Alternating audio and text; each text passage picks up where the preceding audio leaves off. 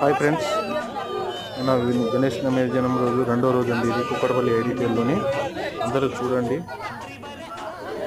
మనం ఇక్కడ worker. Hi friends, చూడండి అందరూ, గణేష్ నిమజ్జనం రెండో రోజు జరుగుతుంది కుక్కడపల్లి ఐడిపిఎల్లో. ఇక్కడ మేము వర్క్ చేస్తున్నాము. మాది క్రేన్ నెంబర్ 5 అండి.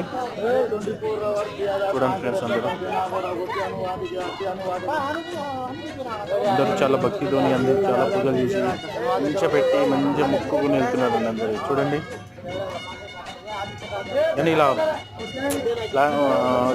సిమెంట్వి కాకుండా మట్టి నేను ఇలా ప్లాస్టిక్వి కాకుండా మట్టి వినాయకులు పెడితే బాగుంటుంది.